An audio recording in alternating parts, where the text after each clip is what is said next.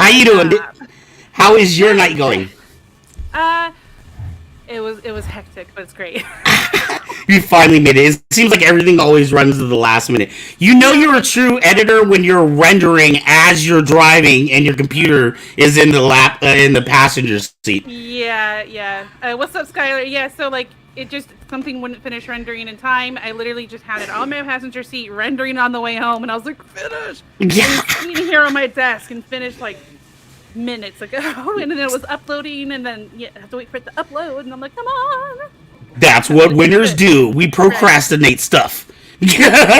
ADHD. Hi, that Mike. That Mike, what is Uh, going on, Skylar? Thank you for tuning in. how are And you, then, man? oh, I'm good. I went to a class reunion last night, man. I made it. I'm one of the ones that made it to the next one. Woo! It's like Squid Woohoo! Games, but real life, Oh my goodness, Squid Games in real and life. no prize. Reunion. Hi, Steve. Oh my goodness, that is funny. Great, I'm great, Skylar. I hope you are well. Steve, what Dude, is going you on? were you were showing me something really cool just a second ago, and I really want you to show everybody. Ooh, we have some new Kyber Cave merch in the store. We just got these in. I don't know if you guys can see that. It is Stitch, but there's a Jedi. I think we're like this, so it focuses. Oh, okay, yeah. I don't. See, It's a little that's how better. you can tell I'm not a professional at this. You can have your own little saber battles. My my pen will focus, but it's so bright, so close up. See, I moved it. I moved everything. Yeah.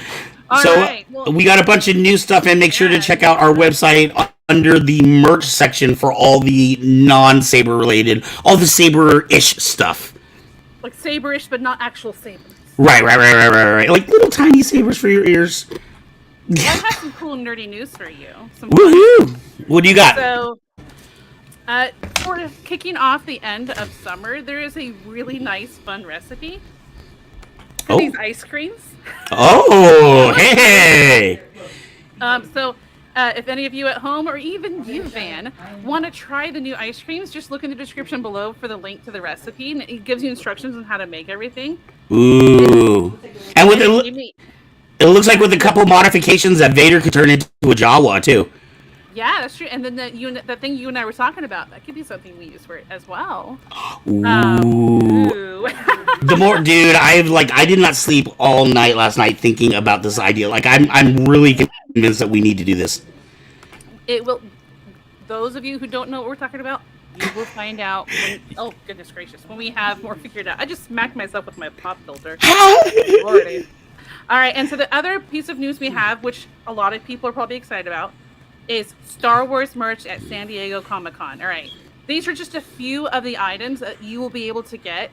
So if you want to check in the link below, there is an article that shows you all the really cool merch that would be available and the prices, so you can plan on it.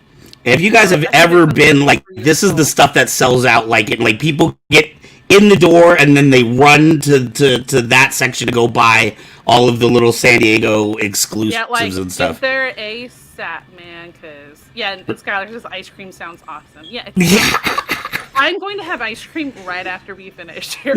Not that specific ice cream, but I'm gonna have ice cream. Did you actually look at the recipe? Like, does it look very challenging or? No, it gives you good instructions on how to make it. You buy your own popsicle sticks and stuff like that, but like it looks really doable. All right. Even for like, you know what? It all ends up at the same place anyway. That is But true. I've only ever tried like one thing from like a Pinterest that was like a recipe. And my son, I think he was like 4 or 5, had a Minion's birthday party, and I made a Minion cake. Ooh. And the only thing that wasn't edible was like I did the guy with the one eye, and the silver part right here was the top of a jar, but like with the middle out. Nice. And then it was like just Like a mason straight jar. cake. Yes, it was a mason jar top, and it was cream, and then a Hershey's Kiss upside down for the pupil. Oh, that's so cool. So it was fun in that aspect. But it's definitely something that I think people can try. And then so I don't know exactly how San Diego Comic Con tickets are going. I don't know if they sell out. I don't know exactly how that goes or the cost of it. So I do apologize for not double checking on that. Partly because I just wasn't planning to go, so I hadn't looked at prices. I've never been to San Diego Comic-Con. Actually, And you may never go, my friend. Except for with Kyber Cave. We might make it there. maybe one day. But like when it comes to conventions, last time I actually went to any kind of convention, I think was 5 or 6 years ago, and it wasn't even like a nerd convention. Last time that happened was 13 years ago. Wow. That was a really long time ago. So May the 4th, San Diego Rattle was the closest I've been to since then. San Diego Comic-Con is like the elite of the elite Comic-Cons. In fact, and somebody in the comments, correct me if I'm wrong, but I want to say they have this like crazy, almost like grandfather rule. Like the only way to get a ticket is if you had a ticket last year. Wow. And then like however many spots they have open, that's how they bring in. Right. Or you know, if you're, or something. Right. I'd just say age yourself there. Yeah, when I went to Comic-Con, San Diego Comic-Con, you could actually get in. A certain Ezra just had a birthday, so happy birthday. That is your happy birthday, Ezra. I'm not Speaking going of to aging yourself. Opera, though, by the way. Steve says New York Comic-Con is the same way. Yeah, some of these Comic-Cons are getting so huge and so exclusive because these are the ones that you're going to see like the big name actors, and these are the ones that like Marvel and Disney and all these other film companies. They're sending their actors there. They're sending them with preview footage, all stuff for us to think about and collect. Thank you. He just turned 19. Yes, you are still a baby though. Like when I think about that, that's like half my age almost. Like you were just half my age, and now you're 1 year above half my age. And our fantastic, incredible, awesome producer for our Flow of the Show segment is wishing Ezra a happy birthday as well. Thank you so much, Mr. Kaiser. Have never been to conventions, so for those who... For those who haven't, thank you for sharing some convention walkthroughs in your show. Oh, okay, cool. Yes, especially with Kevin's convention walkthrough adventures that we have at the end of our show. Yeah, so we do that every single week. We both segments, the Flow of the Show and California Adventures with California Comic-Con Adventures with Kevin. Both of those are weekly, and they are produced by the individual producers. Kevin, he blows me away, dude. He is at multiple cons every single weekend. It's amazing. We just did. We were just down. Through him. Yeah, we were just down in Salinas last weekend, and he came down for that one too. I don't know. He was only there for like an hour or so, but like I was like, man, that guy drives all over the Bay Area. Yeah, that's fun. Ezra's young enough to be my youngest son. All right, and speaking of James Kaiser. Our wonderful producer for Flow the Show. We have our Flow the Show tonight, and it is Darth Cephalus, and he has been on our show before, and he is on our show again. So, everyone, please enjoy Darth Cephalus. Your producer.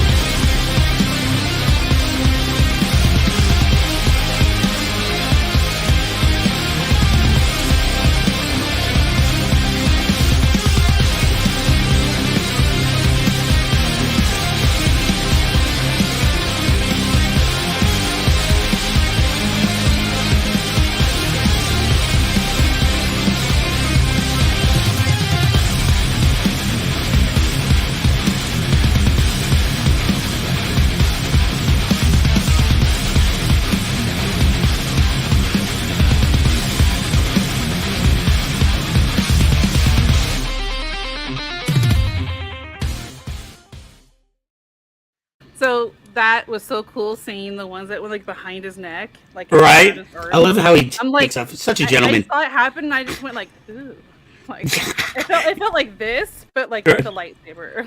Right, and I expected, I want to see somebody do like a video where they have like Michael Jackson dancing, but like rolling a lightsaber all over his body. With the lightsaber rolling around. That should be. Sorry, wrong show. Yeah, that'd be really, really. Yeah, I'm not the opera singer you are. That is not opera, though, boy. I don't have the chucks. My talents are very few. All right, so that was our fantastic that guy. Okay, so usually every week James brings us a fantastic flow artist. I think the last time we had James on here, I think he was doing fire flow, which with all that hair, like, dude, it totally amazes me that he still has that hair. Gary did my one a while back. Yes.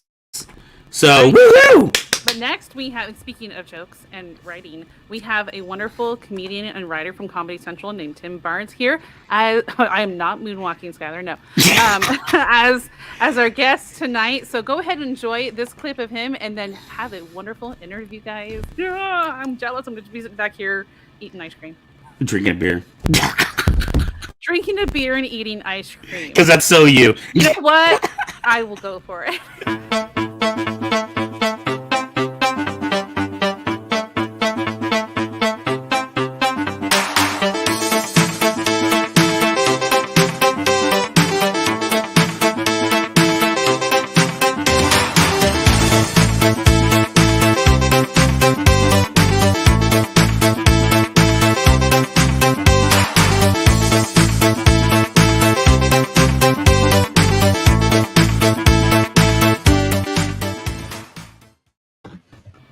Woohoo! What's going on, Mr. Tim Barnes? I'm doing great. I love that video, and I'm so happy to be on the show. The flow artist. I'm actually learning a lot. I've never heard the term flow artist. I think and so now I know what it is in context. If I were to hear it, I would think maybe it's a rapper or something. You know? Right. Yeah. But that was incredible. It's also very difficult to watch because I'm imagining the lightsaber is ignited and he's just rolling the blade across. Right. Now imagine seeing him do that with the blade on fire. We've had a few people turn in videos like that. Yeah. Dude, I don't know how these people don't end up in the hospital. Yeah, I mean it's a beautiful art form. Yeah, it's so awesome that you have a show that highlights that. It's really cool. We're just a bunch of nerds around here. So speaking of which, I want to talk a little bit about I shouldn't say that was a terrible segue. I don't even know, dude. I get fired right now. I want to talk a little bit about your career, and what you're doing now, and a little bit about where you've come from for our people who might not know you. Let them know who you are, Mr. Barnes. Yeah. I'm a comedian. I'm a writer. In jokes I tell people I'm from African America, but I'm actually from Los Angeles. Grew up in South LA, close to USC, where the creator of Star Wars went to college. Woohoo! Mr. George Lucas made THX there. And moved to Chicago. I was there from about 2012 to 2016, and that's where I really honed my craft in stand-up, and also doing a lot of behind-the-scenes stuff like podcast producing and stuff like that. All right. And in 2016, moved to New York, and kind of like step-by-step moved my way from being a podcast producer to actually writing for television, which was such a great journey and took a lot of just sort of tenacity to get there. Wow. And so now, yeah. Oh, I'm sorry. I'm sorry to interrupt. You were out in Chicago, and they are kind of known for their kind of off Broadway comedy teams, right? Like Second City, isn't that out in Chicago? Yeah, Second City, Improv Olympic, the Annoyance Theater. It's a great improv community and also a great stand-up community. And it's a little different from, at least when I was there. I know a lot has probably changed since I left, but it's different from LA and New York in that the stand-up scene and the improv scene didn't intersect so much, at least when I was there. And so it was a very sort of like hardcore stand-up scene. And what's beautiful about Chicago, and this is the case for improv and for stand-up, is that there's not a lot of media there. There's not a lot of writing jobs. There's not a lot of uh, comedy-focused TV productions. There's no Right. shows in Chicago, so there's a lot of room to fail, a lot of room to experiment, and it's really like the comedy community is about. There's just a lot of it is a community. I feel like in Chicago, comedy is a community. On the coast, comedy is a little more of a commodity. But so I'm so grateful to have started there and to have met some of my lifelong comedy friends in Chicago, and to feel like I'm a part of this comedy gang from the second city. Right. It sounds very similar. I think to San Francisco. We're here in the Bay Area, Northern California. So the difference with us, I used to do spoken word poetry and open mic shows. So I intersected with a lot of MCs, a lot of stand-up comedians. And the thing that was different about the Bay Area as opposed to LA is up here, the crowds were a lot more forgiving. So you did have time to kind of practice and hone your skill. And because there was no record labels up here, there's no video production companies, we had to grind on our own. We were out there on the street corner selling CDs, you know what I mean? It sounds very similar, but then you also, I feel like you build a tighter network that way. You get to know who the artists are in your community and who's out there actually on the grind, making things happen. And it gives you just this feeling of like, you really feel that you're rising up some sort of like communal ranking system, like in a way you can feel a bit like level up. like comedic Game of Thrones, and then once you leave the city, you move to another coast, you realize like, oh, this whatever reality you were in Chicago doesn't matter as much as you thought that it did. Right. I saw there's a question here from Skylar about what shows I've done. So TV shows, my first TV writing job was for All That. They had rebooted All That, so I was so stoked and excited to be able to write for that, because I used to watch All That when I was a kid. I don't know if you saw the director is freaking out behind scenes. Nobody in the audience can see that, but we can see the director right now. Go ahead. Sorry. It was really awesome. I got to meet Kel, and I got to meet Lori Beth Dinberg, who voices one of the characters in Maurice on Mars. Lori Beth voices the robot, the angry robot boss of Maurice in my cartoon. And the head writers, Kevin and Heath, they wrote on the original All That, and they created the Good Burger sketches, and they created the show Keenan and Kel. They wrote the Good Burger movie. So wow, to work under them and to be able to ask them these direct questions about these comedy moments that really informed my childhood was just incredible. So from that, I was writing for The Tonight Show starring Jimmy Fallon, all during the pandemic. It was, I started right when it hit. So I started when the show was in Jimmy's house. Wow. And I was there for about a year and a half, never left my apartment for it, never stepped foot in 30 Rock for it, never met Jimmy Fallon in person. Even though so you were writing for segments for Jimmy's show that was being done out of his house? Is that what was going on at the time? Yes, it really was a very fascinating time to be writing comedy and to be writing late night, because you're pitching ideas that then Jimmy has to get a camera set up, or perhaps get his wife to hold the camera for these like sketches that you're writing. It was really fun. It was like, and it was a very complicated time. So I can imagine that would have been, as a comedian, like very challenging, because you're having to think about the limitations that can be done with what you may have a fantastic idea, but it takes a crew and some props, and you might not be able to do that. Yeah, and I think those limitations, it gave it a very sort of like ragtag energy that it was just the best. And like as the show went back into the studio form, I do ultimately feel from my time there, I wrote for like 5 different versions of the show, but I ended up longing for the apartment. Jimmy doesn't have an apartment; he has a home. For the at-home version of the show, just because it was just like pure creativity. Like everyone had to come up with ideas that it just took a different approach to make them work. Right. And it was like the best feeling of like it felt like team effort when you're trying to make these weird sketches work mainly by talking to people on Zoom, email, and Slack, and that kind of thing. So, I mean, you do what needs to be done, right? yeah, exactly. Right. Um, and the only other after the Tonight Show, I wrote for a new Nickelodeon sitcom called Warped, which is a great show. It's about these teenagers who work at a mall in San Diego, and it's mainly focused on this comic book store called Warped and the kids who work there. And a pretty amazing thing about that is that one of the episodes that I wrote that I'm credited as the writer for is called Plagiarized, and it stars Kevin Smith as a special guest. And Really? I got to be in the studio while that was being filmed. I got to meet Kevin Smith in person, and that was just like a really awesome experience. He's a great guy, and like he's one of those guys who keeps the crew entertained throughout the whole. Like he has these jokes in between scenes and stuff like that.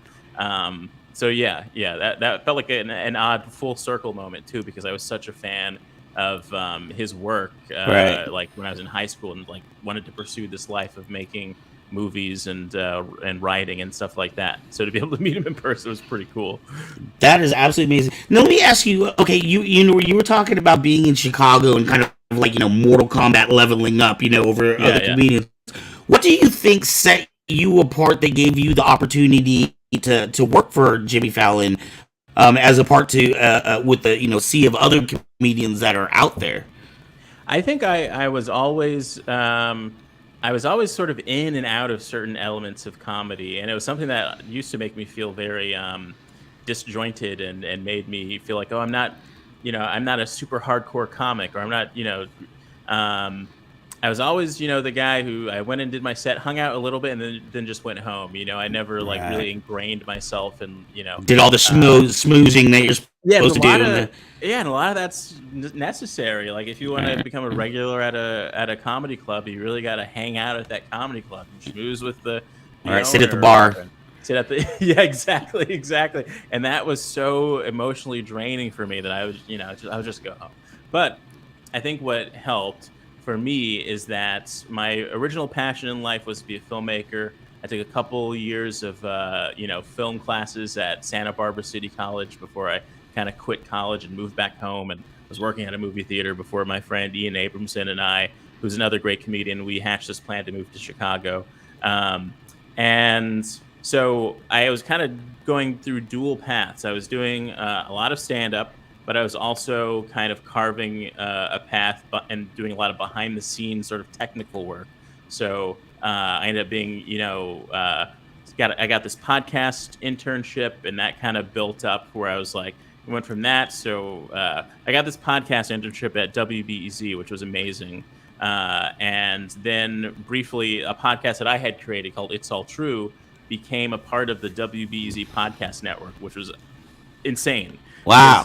So it was your original podcast. It wasn't like you were just writing on somebody else's podcast. Exactly. It was my original podcast that I started as an experiment because I was writing for this website called the Whiskey Journal, which was sort of its own version of The Onion, where these comedians and other comedy writers in Chicago who didn't write for The Onion wanted a space to be able to write satirical headlines and pieces. So Kyle Scanlon, the guy who created that, he's like, oh, I've got this podcast equipment I'm not using, and do you want to do something with it? And I said, okay. And then it was one of those things, like when I moved to Chicago, the only thing I knew about Chicago was improv and This American Life, because I was listening to This American Life, WBZ Chicago, that kind of thing. Right. So my kind of the only two vague goals I had about moving to Chicago was to try and be a great comedian and to try to be a producer at This American Life. Right. somehow that sort of energy kind of propelled me a little bit. So I got that internship, and then all of a sudden, if you went onto WBEZ, my podcast, It's All True, would be on the same landing page as something like This American Life and stuff like that. And I would use this podcast as an excuse to interview comedians who were coming into town to do like zanies and stuff like that. And so I got to interview like Eddie Izzard. I got to interview Hari Kondabolu, this comedian that I love. I got to interview Wyatt Cenac. And that kind of progressed into like my next job was it was like I finally stopped working in like minimum wage kind of customer service things, my first job in Chicago was as a host at the California Pizza Kitchen in downtown Chicago, and Right. then I was working at a Dunkin' Donuts, which was a miserable job because I always had the closing shift, so I couldn't go out to open mics and feel like I was a part of the scene. That was very frustrating. And then after that, I worked at an Einstein's Bagels. But then I finally left because I got a job as a video producer for WGN Radio. And so Wow. all these sort of like weird behind the scenes things. And I always felt a little bit of friction with that. But by the time I got to New York and tried to make these steps of like using every next job as a slightly better stepping stone. Right. So my first job in New York was as a podcast producer at Vice, where I was producing like too many podcasts for too little money for the amount of podcasts I was producing. Like I was producing this gaming podcast called Waypoint Radio. I was producing like 3 podcasts through this other vertical they own called Motherboard. And it was like 3 sports podcasts. It was way too much work. I was getting a little frustrated about it. But the next opportunity that came was Hari Kondabolu, who I knew because I had interviewed him on this podcast in Chicago. He had started this new podcast called Politically Reactive with W. Kamau Bell, and they were looking for a new producer. He knew that I had just moved to New York, and he remembered me from Chicago and kind of been following my trajectory. He's like, let's try and get Tim on board as a producer. So that was great. That was like the first great stepping stone because now I'm producing one show. Both of the hosts are comedians. One of them, W. Kamau Bell, has a show on CNN called The United Shades of America. So this is like a great step in my direction forward. And then the next opportunity came. Wyatt Cenac was starting a show at HBO. And I loosely sort of knew Wyatt because I had interviewed him when he came into town in Chicago on my podcast. And I think Hari maybe put my name in the hat as someone who could write a packet to potentially be a writer on the show. I wrote a packet. The interview I did was horrible. I've learned so much from how horrible my interview was to be a writer on that show. Right. But I think they liked me enough because they only had like 6 slots for writers. So they liked me enough that they were like, can we get you on board as a web producer? So that was, not necessarily writing for television, but officially being the vague title of a web producer for an HBO comedy show. So that was great. And then the next opportunity, I don't know if this is boring or not. This is fantastic. Because oftentimes we did an interview with one of the actors that was on Squid Game, but a lot of his experience before he got to acting was behind the scenes doing stage setup, and I think he started off with the craft kind of end of production. So it's amazing to me to hear your story and how like this little Lego piece goes together, and like a lot of weird Lego pieces, and it's never a direct line. So I'm gonna try and speed through the Lego pieces. Okay. No, this is great. I'm happy. Okay. I appreciate you telling us. Awesome. Yeah. After I was a web producer for the first season of Wyatt Cenac's Problem Areas. That ended up being the name of the show. I think the way this happened was, and this is a bunch of Lego pieces, sort of. I was doing these jobs, and I was also doing a lot of stand-up. So you get booked on a show, you do a show, you meet some people, you end up connecting with people. I got booked on a stand-up show. And one of the comedians on the show was this great guy, Tim Duffy. And we kind of chatted a little bit, enjoyed each other's sets. And I believe that's how he started following me on Twitter. And that's how we both started to get a sense of each other. And and he works at Comedy Central on the digital end. So they were looking for new writers to write like sketches. I think that they were initially looking for like hybrid producer writer type deal. And so he suggested me as someone who could, possibly interview for this job. I put a packet of things I had written together.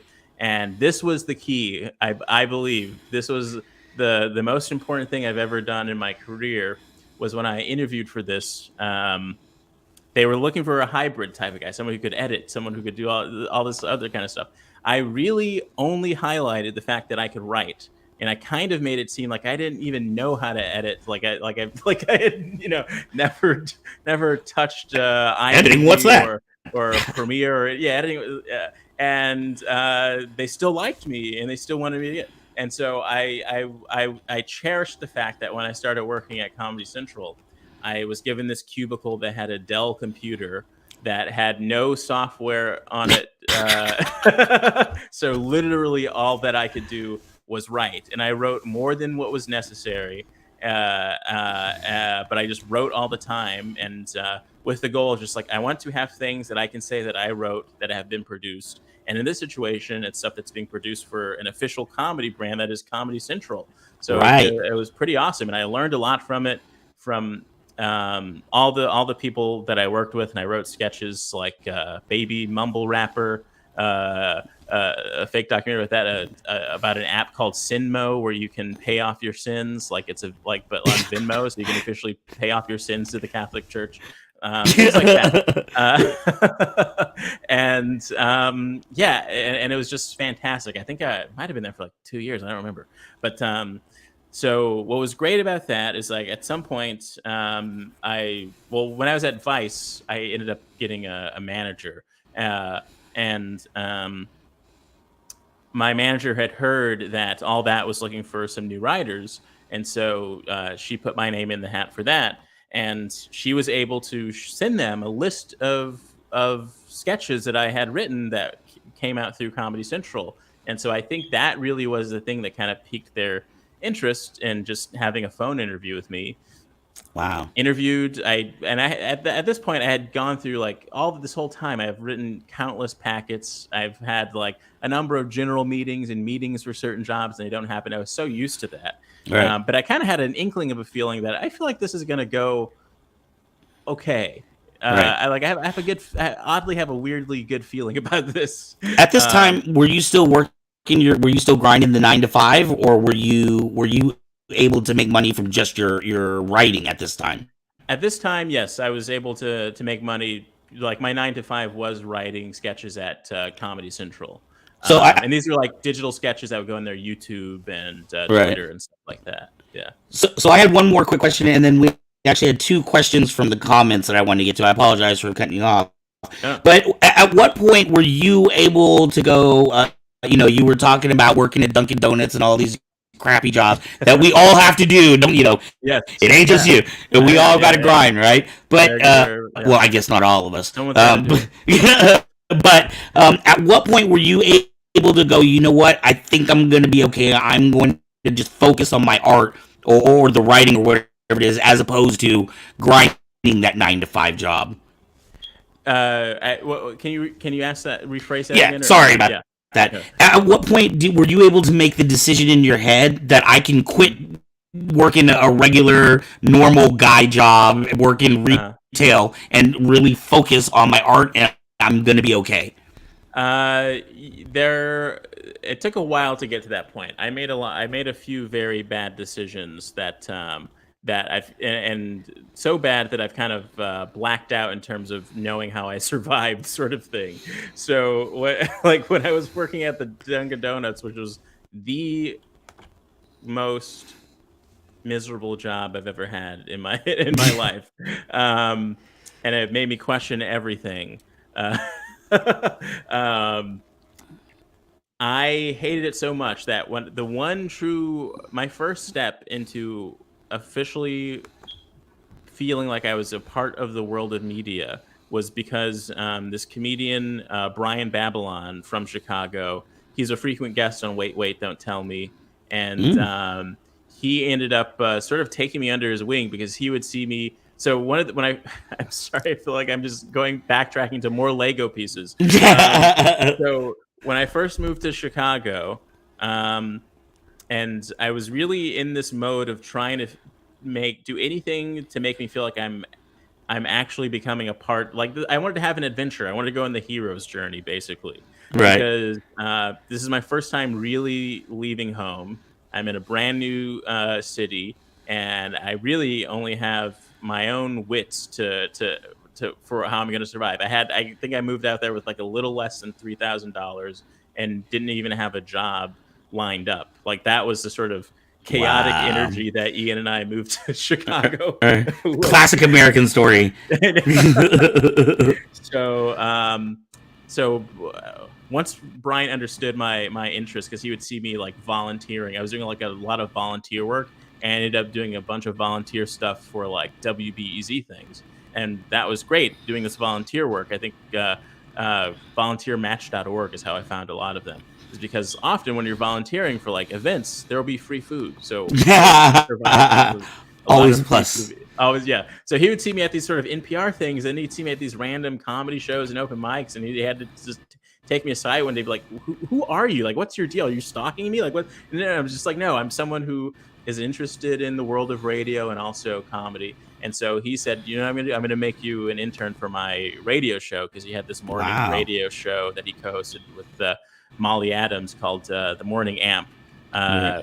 And that radio show was a part of this radio station called Vocalo, which is a sister station to WBEZ. This was an unpaid internship, by the way. But as soon as I got that unpaid internship, I was like, I'm going to take this insane gamble that this is going to change my life somehow. And I quit my job at the Dunkin' Donuts. And this is why I blacked out, because I really have no idea how I managed to survive. It's like back to college on the top ramen noodles.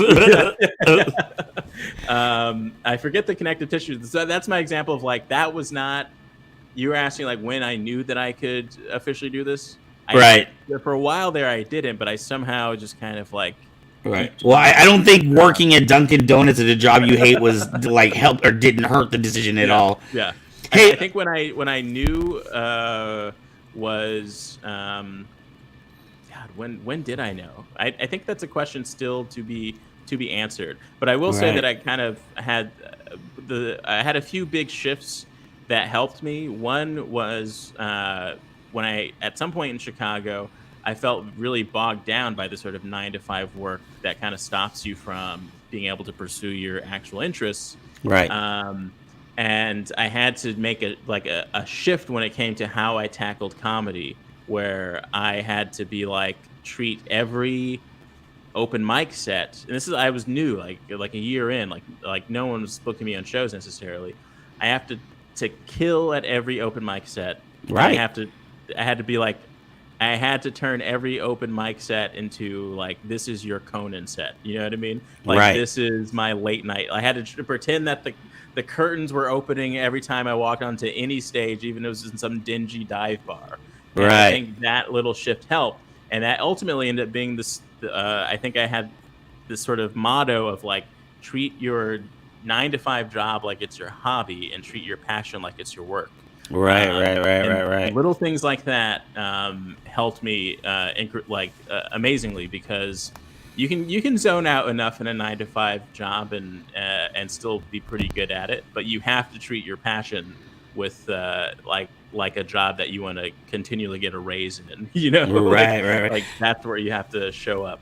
Like I said, I used to do a lot of open mics. I used to produce a lot of open mic shows, and some of the MCs out of Sacramento that I know, that toured the country, I've seen them do shows where there was literally like 3 people in the audience, but they will rock just as hard as if there's 3,000 people in the audience. Yes, and that's an incredible, like, Chicago, doing comedy in Chicago teaches you that skill. And now I kind of have to do a lot of rebuilding, mainly because of the pandemic, and also because like I've had to like kind of shift my focus a bit as I've been writing for television, which I think has made my stand-up skills a little lackluster to my liking. Right. So I need to start building up again in that regard, I feel like. Right. God, I just have this comment, but I definitely, Saber, Paul, and Steve, I don't want you to think that I'm ignoring you. I know you guys got questions over there, but I got questions too, damn it. I find stand-up comedy so funny especially when it comes to like television and movies, because it's like one of the few industries that's like, oh, okay, you're a soup chef. Can you also make a cake? You know what I mean? Like, it's a skill that's related but not the same. So, I mean, acting is not necessarily the same as being funny. You know what I mean? And then writing for a television show is not the same as writing for a podcast. Yeah. But they expect that you have, you're like Batman with all of these things on your utility belt.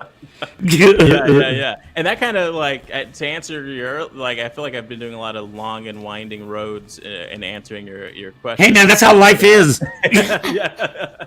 But I think like, if anything sort of helped me as I entered writing for different types of shows, is because I had this background of producing and doing these like strange tasks when you're an audio editor or a behind the scenes guy, right. Actually are incredibly important when you're writing for a late night show, when you have to think about the production people, when you're writing a sketch, when you have to, it's actually what's this going to look like in the real world? How many people is it going to need? And these are intensely important skills. Like when you're writing for late night, it's like a submarine that, and there's a battle every single day because. Let's not be dramatic or anything. but it sort of is like you have to have like this very direct tunnel vision, because like it's an onslaught of tasks and like little things. Like think about it, like on a show like the Tonight Show with Jimmy Fallon, there's a couple guests every single day. Right. Play a game with at least one of them, and there's the monologue, and then there's sketches, and then there's all kinds of stuff. And so there are so many levels of work for each of those things. Right. You have to like be able to consider the big picture, but like really like push forward. And it comes down to things like time code notes and talking to a graphics person about what the points should look like for this thing, or right. And I think that it kind of was helpful that I had a history of working in that capacity on all these little projects, and it's something that like it was like finally I feel grateful for this strange path that I had to get here. Right. It's amazing. I was talking to someone about like Saturday Night Live, and they were talking about what years were good and who was good and who wasn't. I was like, dude, they are pumping out fresh comedy every single week. You know what I mean? I was like, can you imagine? And, you think about a movie, right? Some people work. It takes 5 to 10 years to go from writing to actually getting that thing on stage. So you've had a lot of time to think about one project. But imagine if you have to do that every single week. Or in your case, every single day. Every single day, yes. To think about a new game, or like I complain that I have to book one guest a week on this show. If I had to do it every single day, I'd kill myself. Yeah. My favorite example is I produced. And there's like there's all kinds of deadlines for different things too. So like everyone's pitching ideas. So there's like documents where you pitch ideas. And I remember I think I had like the deadline for this doc for ideas for Seth Rogen. He's going to be on because he had that pickle movie, and I had like 5 minutes until the deadline for this thing. It's like, okay, what's something that Jimmy can do with Seth Rogen? He has a pickle movie coming out. Okay, maybe it's a game. We'll call it the Pickle Juice Challenge. Seth Rogen and Jimmy Fallon ask each other pickle trivia, and whoever loses has to take a shot of pickle juice. And I'm just typing this like before like really fast, like all the adrenaline going into having to type something, and then it gets picked. Wow! So then I have to produce this thing that I kind of. I do think it's a pretty good idea, but it was like I wasn't thinking at all when I typed this. Right. I have to come up with the pickle trivia. I have to figure out how to ship pickles to Seth Rogen. Because I'm still in the Zoom world where they're going to play this game over Zoom. Right. And, talk to the graphics people about what the pickle points will look like. Someone in the studio says, "Oh, what if we put a green light over here to make it feel pickly?" And, right. like all these like little like it's so much work goes into things that you wouldn't imagine. So much work goes into. Is that for you? Is that stressful, or do you get like an adrenaline rush? You're like, okay, dude, it's game time. We gotta like, what do we gotta do here? It's a bit of both, but I have to say it's very strange when you're doing all of that from your apartment, and that was the situation I was in right. that sort of lockdown world. But yeah, some things are so stressful, but in hindsight, it's like, oh yeah, I'm glad that I went through that. But that's my favorite example of like panicking to figure out how to do a pickle bit with. Who thought your life would come down to a pickle? Yeah.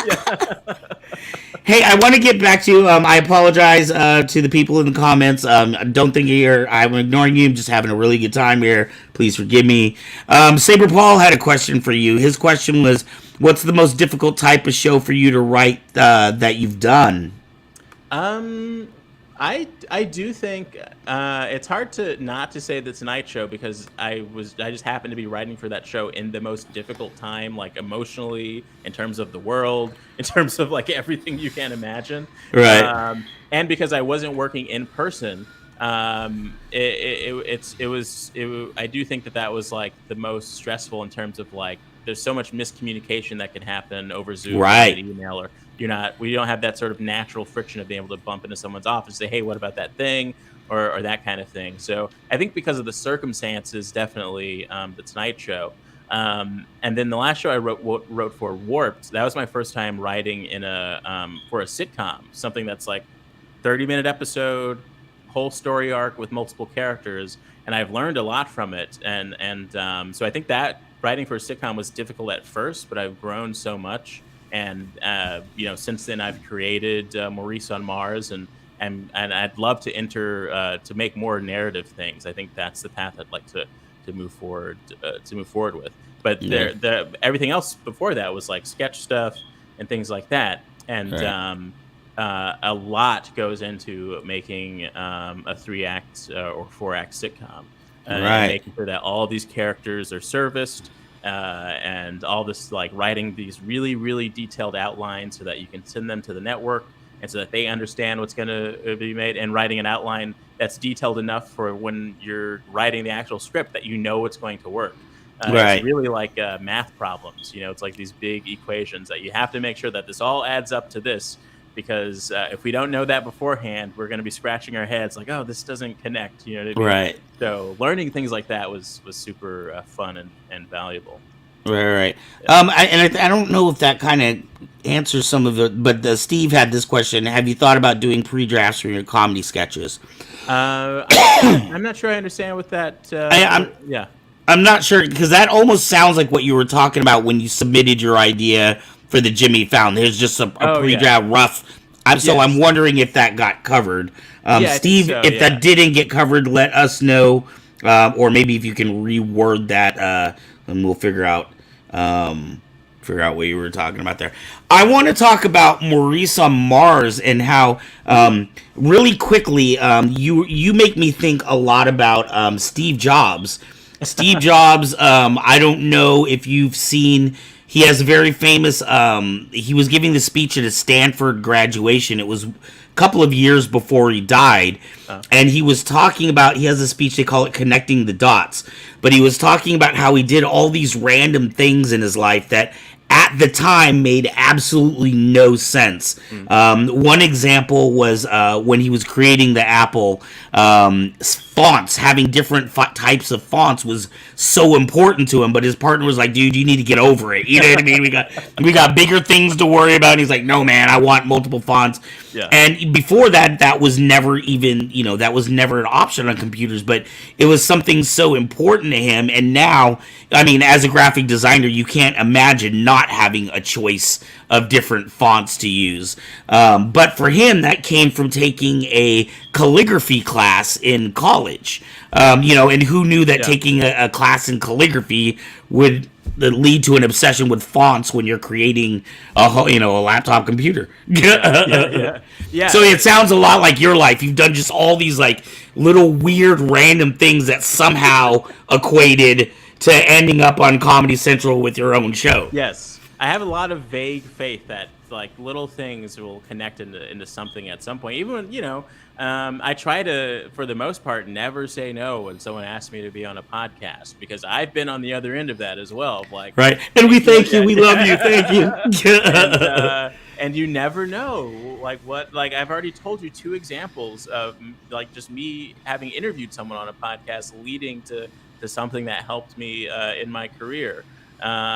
So yeah, I'm a true believer in like you just never know what's going to lead to what, and a true believer in just like uh, so many things that like you're creating something as a passion project, and there you can let the doubt get to you and be like, yeah, I'm just gonna stop doing this. But I love trying to like push that feeling of wanting to quit this passion project to its limit of like, so there's a lot of things I've worked on where I've been like, I do not know why I'm still making this. I am Right. exhausted. No one is like interacting with this thing. You know what I Right, mean? right, right, right. And like, why am I doing this? I can't really answer it. But sometimes, all of those things, for the most part, have also helped me down the line. Like when I was making that "It's All True" podcast on my own, using my friend Ian's computer, and because he had a better computer than me, so I would be in his basement making this random podcast that no one was really listening to. Right.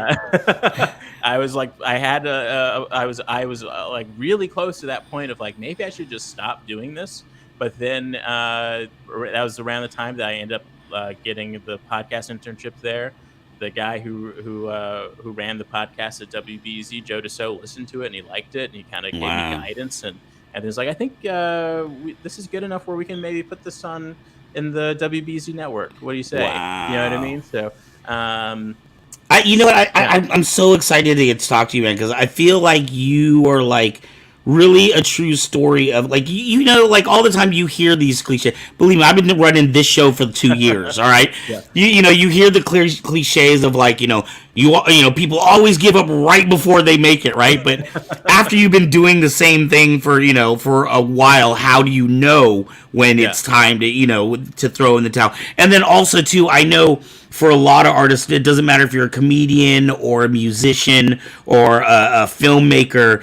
It's really tough because we've been ingrained in the middle class. We've been ingrained that you need to go get your 9 to 5 and your college degree and go work for a corporation, and that's the life you should leave.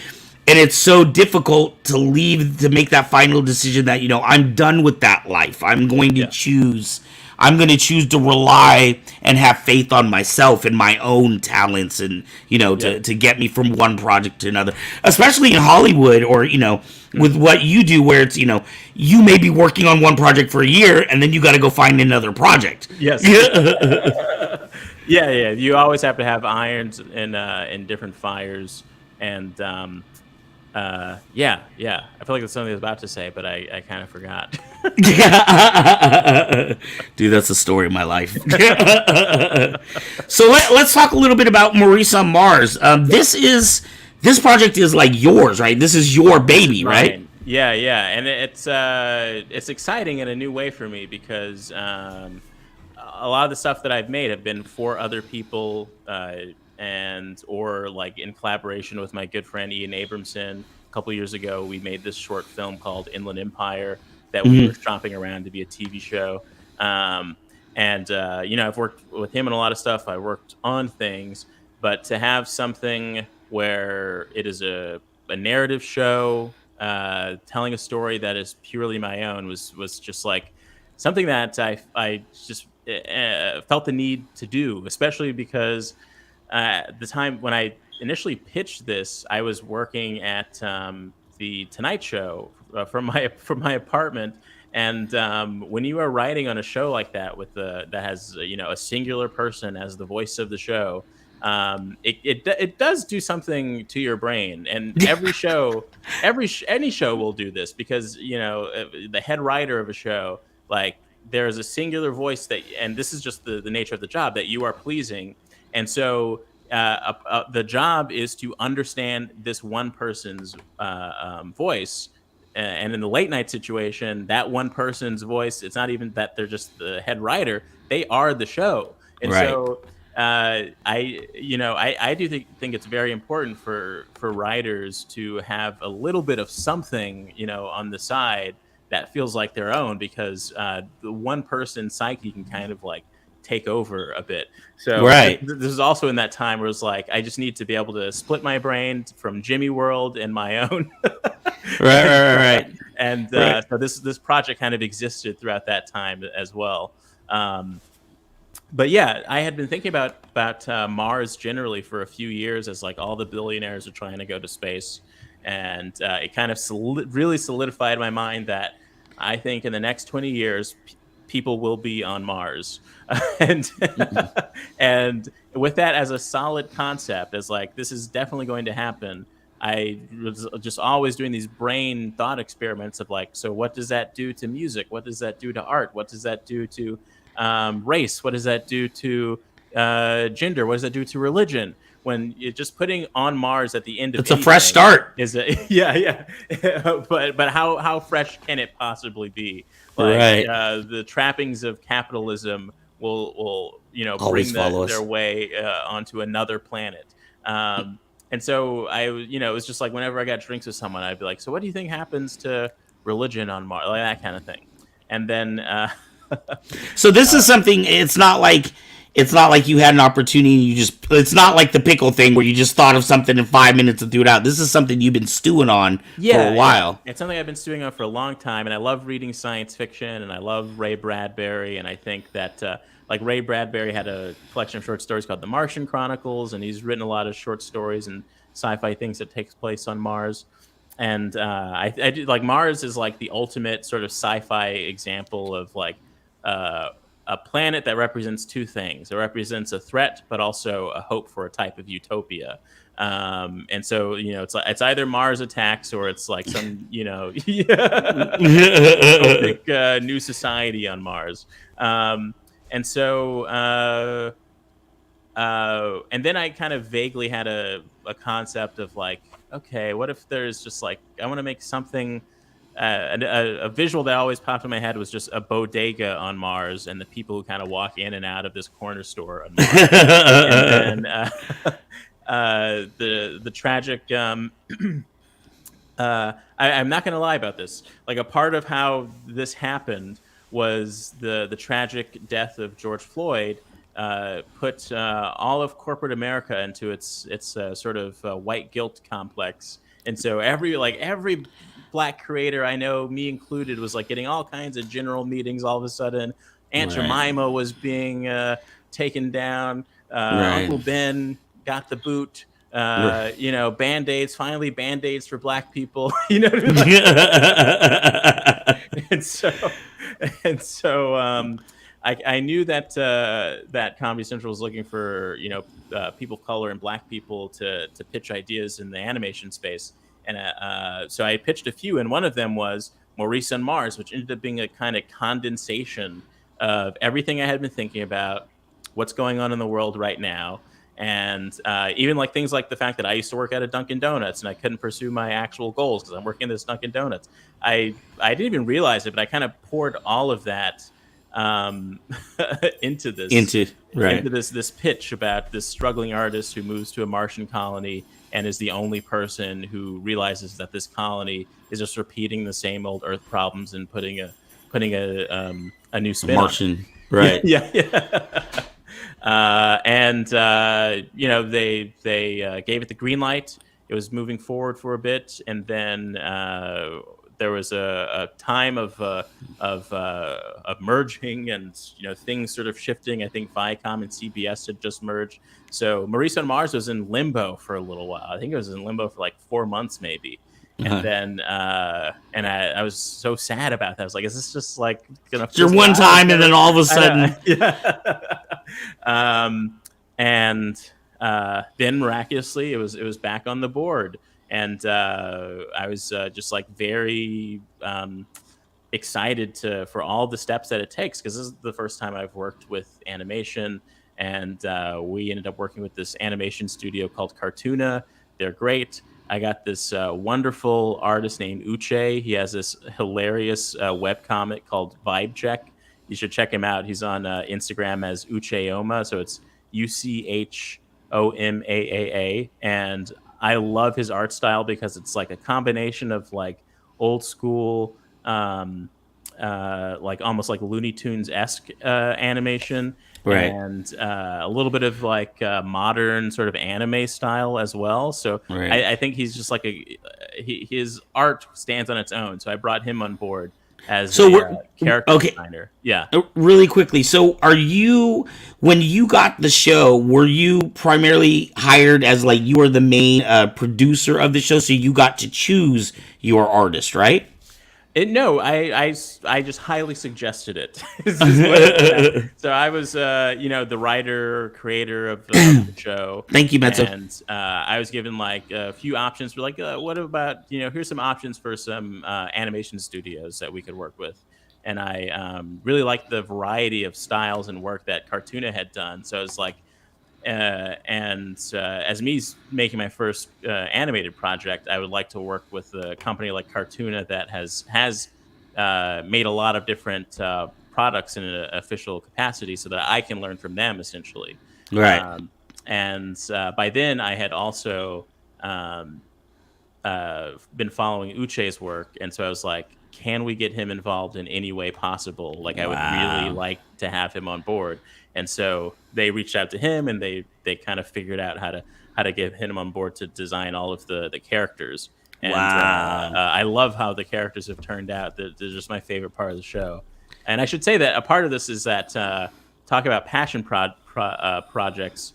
Um, when the pandemic first started, my friend Grant Lindahl, who I used to work with at Comedy Central, he created the Comedy Central digital sketch called not sketch, but it's like a regular weekly series called Tales from the Trip, where different celebrities tell stories about crazy acid and shroom trips that they've had. Jim Belushi was recently on one that was really funny. So he Wow. created that, and he does all of this trippy animation for it. So when the pandemic, like everyone's in lockdown, he had reached out to me and was like, if you want to collaborate on anything, let me know.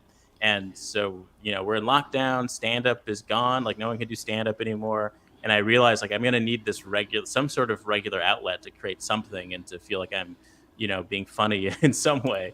And Right. so I worked with him on I created this webcomic called Uncertain Life that I write and he illustrates, and comes out weekly. So I was sort of building my chops a bit in terms of like being able to write something that's concise in 4 panels, that can tell a story, that I can communicate with an illustrator to bring that vision to life. So I was sort of like for about a year already in this sort of like something similar to the process of animation. And I think having been working on that already also kind of was a good thing for Comedy Central to point to, for like, yeah, let's trust this guy on this. I've already worked with them before. He's Right. working in making illustrated things, and we like this idea, sort of thing.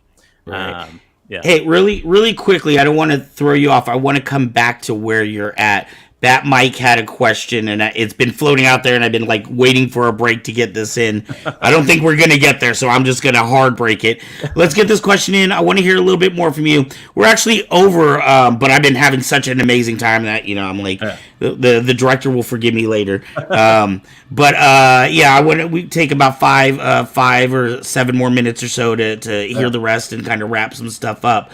But there is a question here, and then I want to come back. So the question that we have is from Bat Mike. Do you dream? Do you have a dream show or movie that you'd like to do? Um, I am, writing a few different things that I would like to do. I don't know if I should be describing them right now, but if they're like, I, this is like an extreme gamble and probably something that would never happen. But I would love to, and I already have an idea for something that you always talk about, like if you could work with any existing property kind of thing. Right. I am truly obsessed with the Matrix. Think about the Matrix Woohoo! all the time, and I have a few ideas for fun things that could be done in the world of the Matrix that would be a dream to pitch Yes. one day and maybe bring into reality. Just because I think that like even like in the Animatrix and in the Matrix comics, the groundwork that the Wachowski siblings have set up there, there are a lot of different types of stories that can be Right. explored. And I think with like the state of streaming and like there's something, there's fun things that could be done in the world of the Matrix. So I think that'll be my answer for now. Yeah, no, I love you. I totally agree with you. Really quickly, this has nothing to do with anything, but have you seen Everything Everywhere All at Once? Have you watched that yet? I sadly have not. I think. Oh, dude, you need to go check that out tonight. I know. I think we're trying to figure. I know we can buy it at this point, but we're still sensitive. I'm still sensitive about going to the movies these days. So I think it's on Amazon streaming. I think you can rent it or something like that. Yeah, maybe we should just rent or buy it at this point. I'm telling you, man, if you're a Matrix fan, you're gonna love this one. Robots writing cartoon was interesting. Yes, so let's get back to Maurice really quick. And then really quickly, I know our director does a great job of putting out contact info. That's going to be down below in the details. It's going to have more link info to you, but I'll give you a chance to let people know as well. But go ahead, and I don't know if you can even remember where you were at. Oh yeah, where were we talking about Maurice? So yeah, I think you were just asking about how it Sorry, I gotta plug in started. And okay, right. No, go ahead, keep going. Yeah, and so I learned a lot about the animation process and how you start off with making the radio play, then locking that down, and then sending that to the animators, getting storyboards and animatics, locking that down, sending that to the animators, and a lot of and this also was another situation where this wasn't made in the normal circumstances where I could walk into the studio and talk to the animators. So a lot of it was done over email and things like that. But I'm very happy with the cast that we landed with, having Lori Beth Denberg as the voice of Beta, having this amazing, hilarious comedian Claire O'Kane, who's you got to be part of that process as well, right? That choosing process for the show. Yeah, definitely. It was a mix of people that I recommended and people that the people at Comedy Central recommended. Were you just given a list from Comedy Central and they're like, here's a whole bunch of people, maybe you want to check them out? Or yeah, it was sort of like that. It wasn't a whole bunch of people, and this was also as soon, because I told you Maurice on Mars was in limbo for a little bit, so as soon as it was back on track, I think we really sped through trying to get people on board. So it was right. So I had it was all tiers. I had tiers of people that I'd like to reach out to for this. But ultimately, it's one of those things where I really am super happy with where the cards fell. Right. So we got Claire O'Kane. She voices Janice, Maurice's coworker on Mars, who may or may not be an alien. And Claire O'Kane also is a writer for Saturday Night Live.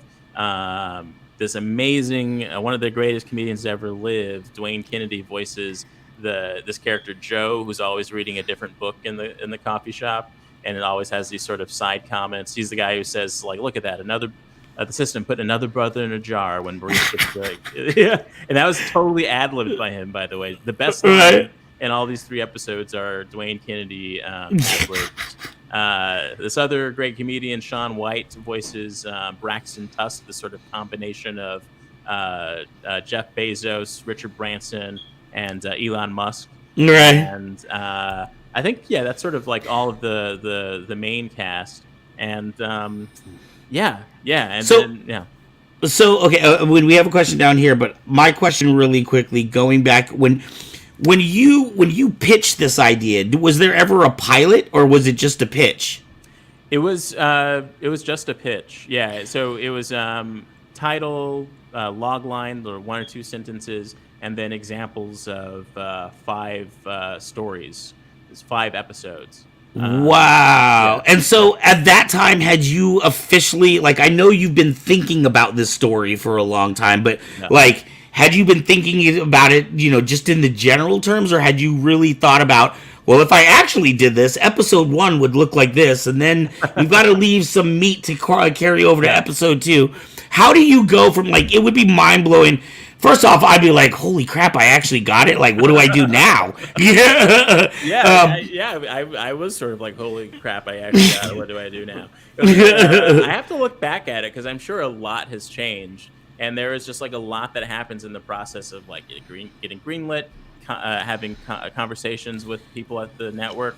Um, so initially, I wrote 5 episodes, and we whittled it down to the best 3. But even in that process, I think there was like 2 or 3 rounds of like sending the first draft of those 5 episodes and getting notes on those, uh, working on a new draft, sending that to them, getting notes on that, getting feedback on what works and what doesn't. And then also like certain things that I learned while some things like you learn while you're actually writing it. Like Right. a lot of the things that happen in episode 1 of Maurice on Mars as it exists now were originally going to happen in the final episode, episode 5. But we realized that some of the stuff I wrote explains the entire premise of the show. Like I originally it was going to be in the last episode that you learned that Maurice is the only person who doesn't have this microchip that blocks certain Earth memories. Uh, Right. but they're like maybe it's better if you explain that in the first episode. And then certain things were I as purely being a creative on this project, I'm very happy that I wasn't made aware of budget or anything like that. But I think certain things like let's try and keep most of this in the coffee shop. Certain limitations because Right. of whatever. And so I did my best to try and use those limitations to my benefit and kind of maximize what's possible in the space of this purely happening in the coffee shop for the most part. So Right. and trying to like knowing that these are going to be 5-minute episodes. Uh, they were very strict about sending in 5-page scripts. You know what I mean? So how Right. do you pack in as much information as possible in 5 pages? Like You're not wasting that any time. I know that was the true jigsaw puzzle to be figured out. And Wow. yeah, I'm happy that's out. I'm happy that people seem to be enjoying it. And if you do check this out and you like it, like just sharing it with people you think might like it or writing a nice comment goes a long way. Because my hope is, and maybe that's to answer your question, I would love to make more Maurice on Mars.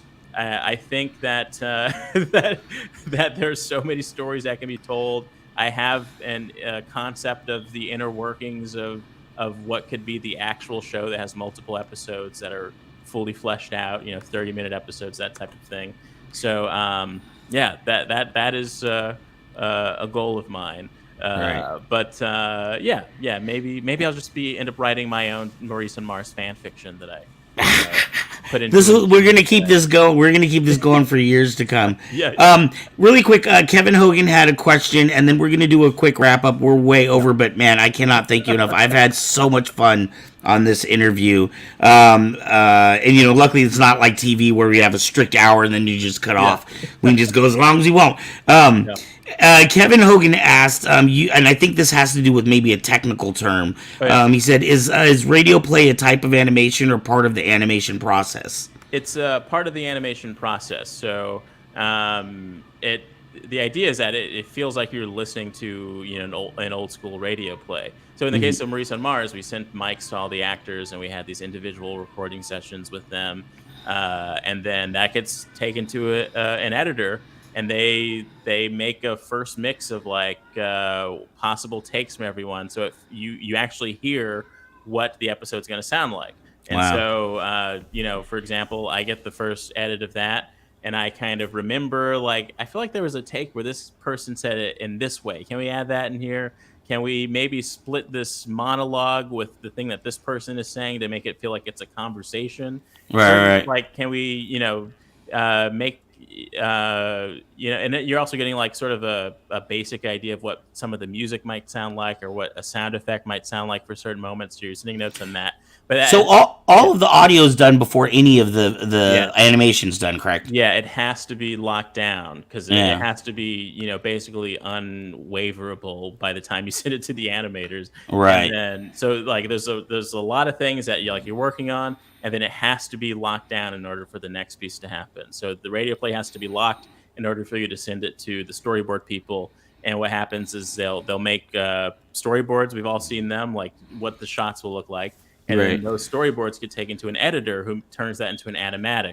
So it's basically the storyboard set on top of the radio play and cutting to the next storyboard for how it fits that radio play to give me and the producers and everybody an idea of like, okay, this is kind of what this episode's going to look like. And there's Right. a few notes that you can give along the way. Like, what if we have a close up for this moment instead of the wide shot? What if we, that kind of stuff that gets locked so that you can send that animatic to the people who are actually going to animate this and Right. make it work. So I imagine it would come voice actors doing lines and then like a Foley adding in sound effects so that they have the complete everything that's audio, and then that gets sent off to the animation team. Yes, but of course, like once you figured out all the actual animation, there are still some things that you can change about the audio. You can change the music, but it's all locked in terms of like pacing and where things exist in time at that point. Right. Yeah. Wow, man, I'm learning so much. This is absolutely incredible. I'm hoping I can get you to come on our Friday show at some time. But we need to wrap up. Actually, we needed to wrap up probably about 20 minutes ago. Sorry. But I tried to warn you about the long and winding roads. Concisely. But yeah, I'm having an absolutely great time. Is there anything you want to leave people with, or any words of encouragement, or maybe thoughts that you want to share before we take off? Like I said, all your information is going to be down below, so if people want to find out where they can find Maurice on Mars or the schedule for that, all your information is below. More about your comedy that you do, or some of your other projects, and your IMDb, I believe, as well. But anything you want to leave people with? Just I believe in you. Stay stay the course. Try not to compare yourself to others. And I think what I said before, like make your day job your hobby, and your hobby your work, and only good things can come from that. And I love the fact that the reason that we're connected and talking on this is because you saw a post about Maurice on Mars on Facebook. Right. So this is just See, you know it was working. It worked on one guy. When I saw that, I was like, dude, the only thing he can do is say no. He's not going to come throw rocks at me. At least I hope not. Tim, I have had, an amazing time with you. I really hope we can talk again. I wish you nothing but success on Maurice on Mars and all the hundreds of other projects that you're going to have after this. Maybe you'll be so successful that you'll be like George Lucas, and like Maurice on Mars will just be the rest of your life. Then you can sell it for $4 billion to Disney. Well, you're invited to the ribbon cutting if that ever happens. Woo-hoo! All right, Tim, thank you so much. We really appreciate having you, and you have yourself a wonderful evening. Thank you. All right. Mets.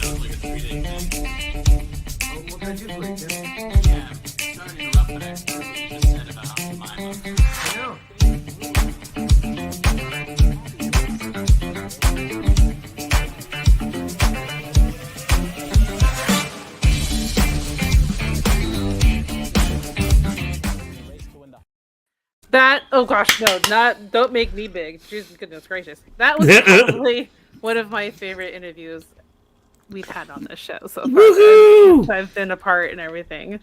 How many beers were you chugging down back there when I went over on all our time?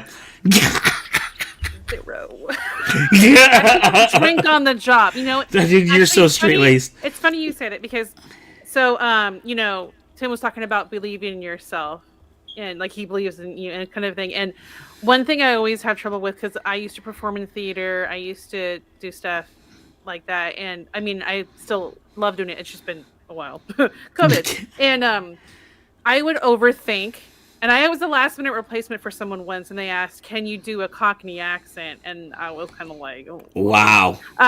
And I found that we had like not a cold read, but we got together for a potluck, and we just kind of read through our script to kind of go over the lines and stuff. We weren't going over staging or anything like that. But I had a few drinks. And I found that when I did not think so much, like overanalyze, that I did much better. Right. My Cockney was better. I was like, hello? I'm sure 3 drinks in and anybody can speak Cockney. But since I didn't like overthink something, I just kind of let the creativity flow. It was better. And Right. so it's funny, you're like, how many beers did you have? I'm like, 0. But I'm like, maybe I should have had one. Now I'm thinking about beer and ice cream. And, it's not going anywhere. It's out there waiting for me. Right. Grapefruit beer. It's caramel, white chocolate, and dark chocolate ice cream. Ooh. Yes, it's so tasty. But it was probably, like, I know Mr. Barnes is listening right now. Like, I could listen to all of his like experiences and stuff like that for ages. And I've worked on one animation project. And for those of you who don't know, the game Detroit Become Human was mocap, right? It was actors being caught on camera in motion capture suits and whatnot. And one of the actors who played Connor, his name's Brian Deckhart, and his wife Amelia Rose Blair was also in the game. I was in a community where they did projects like for his birthday. And they have a cat, and we made a day in the adventure like of his cat, and he had a bunch of stuffed animals, and we had everybody do voiceover work and stuff for it. Right. And originally, all I was assigned to do was I wrote the music for it, and I composed it. I used a software program to make it play and everything. And then one of their animators backed out, and I had an animation program, the same one the main animator was using, and I literally learned on the fly how to animate something. Wow. Because I've used After Effects and Premiere Pro, you understand keyframes and stuff like that. A lot of it has to do with just kind of learning how to use the tools in the program. And I was so proud of myself for making a catwalk. I was just so stoked. Hey, sometimes there's no teacher like pressure. And I'm one of those people that's why I wait till the last minute, because I perform under pressure the best. That's just an excuse for me. Yeah, and so hearing his story and someone who's been involved in the writing and comedy and things that Jimmy Fallon and then Maurice on Mars and all the things that you wish I myself as a creative person wish I could be even close to, and then knowing someone so down to earth about it and just hey, you can do it too, you can do something like that, you just got to keep trying and keep working at it. And I totally understand you and having a job that you hate. You better not say yours is this one. No. This is my hobby and my love, honey. So there are jobs where it's not necessarily the job that you hate, it's the management too. Right. It's always that. That can be the big every goddamn retail job I've had. It wasn't I love the job and the people. Yeah, I had one retail job where and it's a serious topic in the sense that my grandmother was sick from cancer, and I was taking care of her a lot, and I fell asleep on the job, and my manager was so unhappy with my performance that he called my father. Wow. And then I quit that job. Actually, probably one of my favorites. Never had my mom called. Was, well, my dad worked for the same place and then left, but they all still knew him, so it was a great. And that was a big mistake to work there. But one of my favorites was I worked for Warner Brothers at an amusement park as one of their costume characters. Oh yes, and the sweaty, nasty costumes. Yeah, and that was probably one of my favorites though, because it kept me fit. That was one thing. Because the show was 4 times a day in 100-degree weather. Nope. 20 degrees hotter in those things, but so that was probably one of my favorite jobs. But when it comes to the jobs that you dread being at, man, I totally understand that, Mr. Barnes. Totally understand that. I think we all understand that a bit. Dude, why you need to come on Friday nights too. You're doing all this talking to this show. You need to be on Friday nights with all of this. Yeah, dropping some knowledge bombs, girl. No, Friday night is our After Dark special with 18 plus recommended, because we do talk about content that mostly adults would understand. Also, cussing is allowed on that. Right. I used to be a preschool teacher and a sailor. Sailor is Friday night, preschool teacher is Sunday night. That's how I roll. I'm not much of a swear in general, but when I stub my toe, it's not like Psalms 23 comes out of my mouth or something. All right, go. We are way over. We got another segment All right, to get through. Our producer Kevin Hogan has brought us the Comic-Con Adventures. So enjoy, Mr. Hello, Kevin. everyone. Welcome to another episode of California Comic-Con Adventures. This is Kevin Hogan from Northern California. On the weekend of July 9th through the 10th, we went to the Salinas Toy Show. We got to see the Mandalorian and Boba Fett from Star Wars walk around there. I myself there was Marty McFly from Back to the Future. They had tons and tons of tables filling up the Salinas Armory there, right across the street from City Hall there. We saw a whole bunch of different action figures and figurines there, and all these cool, fun vintage toys there from all these different TV shows and eras there that you don't see around anymore. There is really cool. They even had a little arcade room set up off to the side there with vintage arcade games set up there for just $3. You play all the arcade games you want to see there, and they'll be having another arcade toy show later in Salinas later this fall there. So if you're in the area, definitely want to check that out there. And this was also on the way back up north there in San Francisco.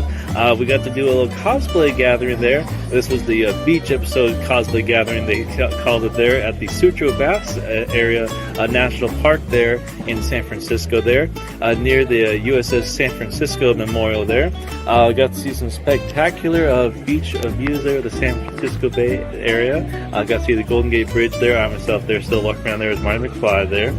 And then also later that same weekend there, on Sunday the 10th there, Ohana Comic-Con went to Merced there in Central California there. Ohana Comic-Con, as you know, they travel up and down the whole state of California doing these fun little Comic-Cons in smaller cities there. They're very affordable there. Usually admission's less than $10 there. You get to see all your local friends there. They have cosplay competitions there. Got to see vendor halls there, all the cool arts and crafts there. It's very fun there. If you're ever in the area, so Comic-Con near you, definitely recommend checking it out there.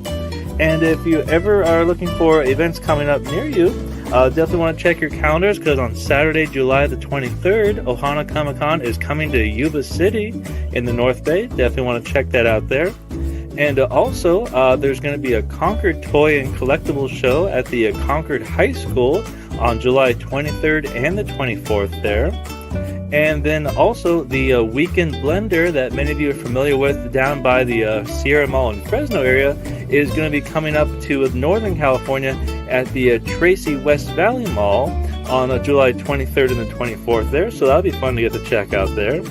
And also, the League of Heroes Inspired is going to be doing a school supply drop-off event there in West Sacramento on Sunday, July the 24th there. So if you have any school supplies you want to donate, you can come on down and check us out there.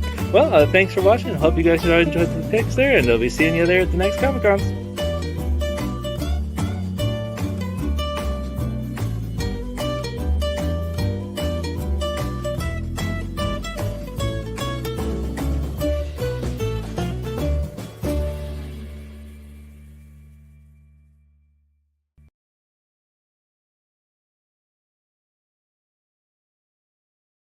Those always look like so much fun. Did you see the dad bod Thor there? I didn't. That's funny.